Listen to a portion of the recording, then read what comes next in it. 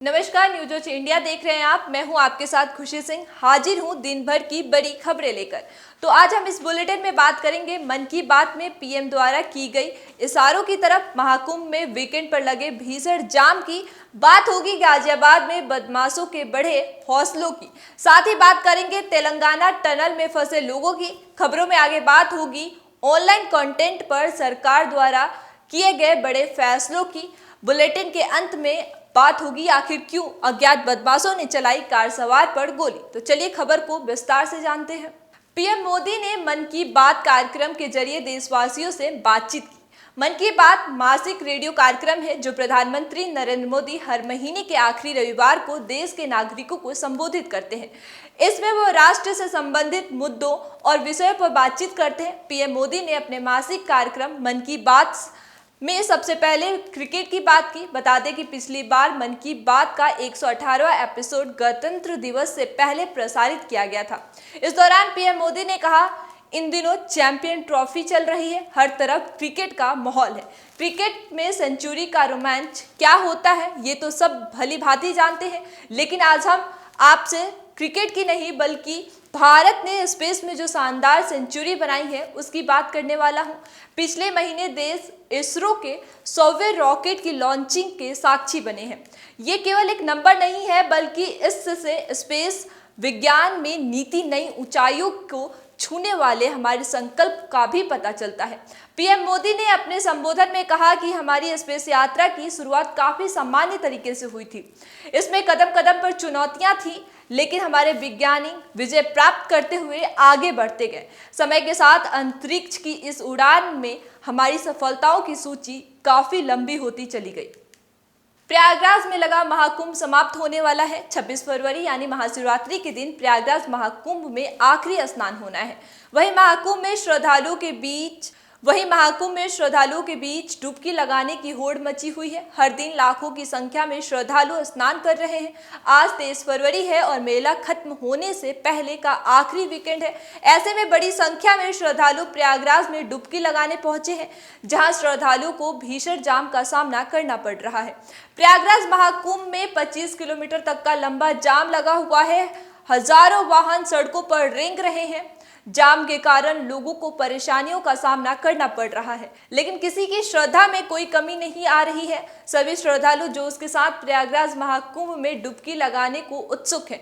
Traffic police पूरी तरह से सतर्क है और प्रयागराज जोन में आईजी प्रेम गौतम, एसपी ब्रजेश श्रीवास्तव और एएसपी राजेश सिंह भी ट्रैफिक को सुचारू रूप से संचालित कर रहे हैं और खुद हाईवे पर मौजूद है। ट्रैफिक नियंत्रण करने के लिए ड्रोन कैमरे की मदद ली गई है। रविवार को श्रद्धालुओं की भारी भीड़ को देखते हुए ट्रैफिक डाइवर्जन प्लान भी लागू कर दिया गया है।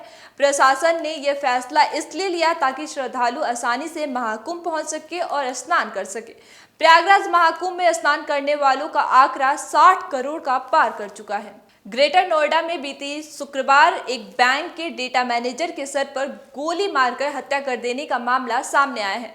29 वर्षीय मृतक युवक मंजीत मिश्रा गाजियाबाद के वसुंधरा में रहते थे और आर्यवर्त बैंक में डेटा मैनेजर के पद पर कार्यरत थे।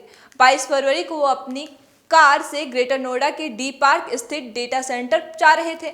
जैसे ही वह सेंटर के पास पहुंचे, बाइक सवार 2 अज्ञात बदमाशों ने उनकी कार को टक्कर मारी और फिर सिर में गोली मारकर फरार हो गए।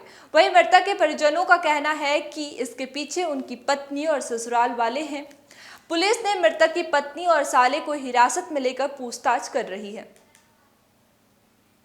मैम क्या नाम? रूपम मिश्रा। भाई की हत्या हुई है, कहाँ हुई है, किस तरीके से? वो घर से निकले थे सुबह 8 बजे। उनका ऑफिस है Yotta knowledge park 5 greater Noida में वेस्ट में। सुबह घर से 8 बजे निकले। हमने उनको 8:50 पे कॉल किया क्योंकि वो 40-45 मिनट्स में पहुंच जाते हैं, लेकिन उन्होंने कॉल नहीं रिसीव की। तो मम्मी ने मुझे तुरंत उठाया। मैंने पापा के फोन से उसका लोकेशन ट्रैक किया तो न्यू मेड हॉस्पिटल आ रहा था। मुझे लगा शायद गलत लोकेशन होगा, कुछ गड़बड़ होगा जीपीएस का। मैंने 2-3 बार फिर से कॉल किया।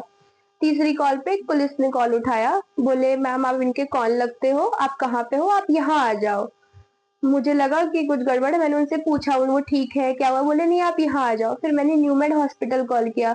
उन्होंने बोला हमें कुछ नहीं पता, इमरजेंसी में एक पेशेंट आए हैं जो कि डेड है। जब हम हॉस्पिटल गए तो हम मुझे लगा शायद एक्सीडेंट हुआ है, क्योंकि सुबह सुबह ऑफिस जाने के लिए निकला था, ऑफिस में कुछ गड़बड़ हो गई थी, डेटा सेंटर है तो होता रहता है।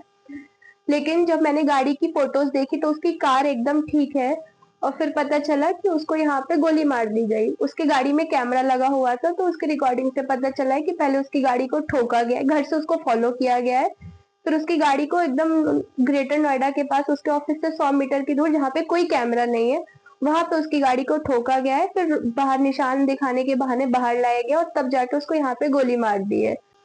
क्या बोलूं। नाम बता दीजिए पहले आपका। मेरा नाम सुनीता है। मेरे बेटा को मार दिया। मेरे बेटा 6-7 साल से उसको साथ रहते थे। क्या उम्र थी, क्या नाम था बेटे का? 29 साल उम्र थे। मिस्टर मंजीत मिश्रा नाम थे। मंजीत मिश्रा नाम था। काम करते? IT इंजीनियर है, ग्रेटर नोएडा में, हाँ। ओथी में, डोटा में, सरकारी बैंक में।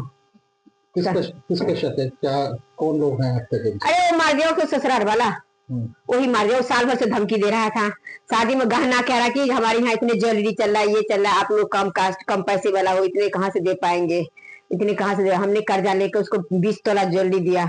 सारा ज्वेलरी ले नोएडा में डूब ले रखे है, उसमें ताला मार कर चाबी लड़की के पास है, लड़की के पास चाबी है। वो भी हमारे क्या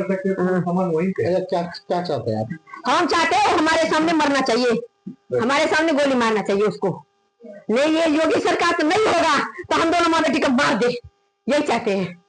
हम चाहते हैं उसको सारे पकड़ कर हमारे सामने मारना चाहिए, या उसके घर पे। तेलंगाना के नागर कुर्नूल जिले में Srisailam left bank canal project की सुरंग का एक हिस्सा ढहने के कारण अंदर फंसे 8 लोगों को बचाने के लिए रेस्क्यू ऑपरेशन जारी है। वहीं रेस्क्यू ऑपरेशन की जानकारी देते हुए अधिकारियों ने बताया कि बचाव दल ने सुरंग के अंदर फंसे लोगों के नाम लेकर आवाज लगाई, लेकिन कोई जवाब नहीं मिला है। बता दें कि हादसा 22 फरवरी की सुबह 8:30 बजे हुआ था और अब तक बचाव कर्मी 13 किलोमीटर अंदर तक पहुंच चुके हैं, जहां दुर्घटना हुई थी। बता दें कि इस हादसे को लेकर प्रधानमंत्री ने तेलंगाना के मुख्यमंत्री रेवंत रेड्डी से बात की और केंद्र की ओर से हर संभव मदद का आश्वासन दिया।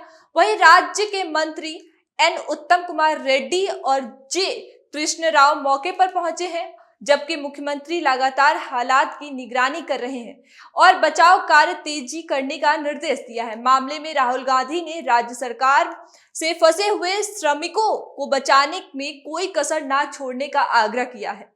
रणबीर अलाहाबादिया के बयान को लेकर उठे विवाद के बीच सरकार ऑनलाइन कंटेंट पर शिकंजा कसने के लिए नए कानूनी ढांचे पर विचार कर रही है। सूत्रों के मुताबिक सूचना और प्रशासन मंत्रालय ने संचार और सूचना संबंधित संसदीय स्थायी समिति को इस बारे में सूचित कर दिया है। निशिकांत दुबे की अध्यक्षता वाली इस समिति ने सूचना और प्रशासन सचिव और अन्य अधिकारियों से ऐसे कंटेंट को नियंत्रित करने की बात कही है।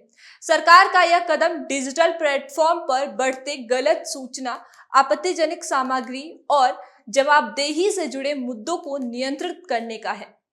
बता दें कि कॉमेडियन समय रैना के शो इंडियाज गॉट टैलेंट में पेरेंट्स और उनकी निजी जिंदगी को लेकर जोक करने के चलते यूट्यूबर रणबीर अलाहाबादिया बड़ी मुश्किलों में फंसे हुए हैं।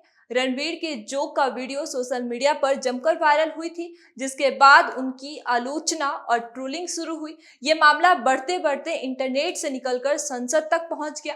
जनता के साथ साथ नेताओं और सेलिब्रिटी भी इसका आलोचना किया। इतना ही नहीं, इनके नाम पर भारत के अलग अलग राज्यों में FIR दर्ज हो चुकी है।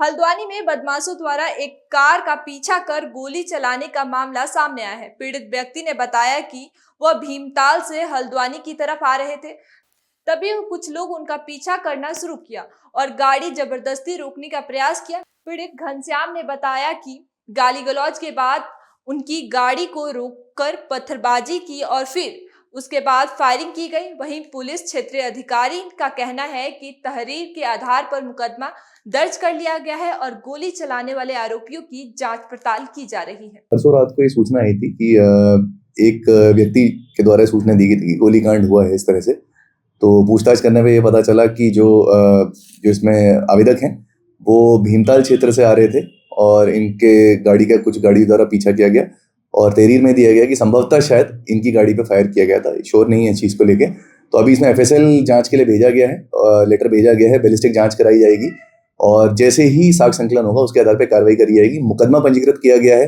124 सब क्लॉज 6 और 125 बीएनएस में मुकदमा पंजीकृत किया गया है। आगे अगर इसमें और सच्चाई आएगी तो इसमें उसके आधार पे बीएनएस के अन्य धाराओं में भी कार्रवाई की जाएगी। इस बुलेटिन में इतना ही। आगे खबरों के लिए देखते रहिए न्यूज़ वॉच इंडिया। शुक्रिया।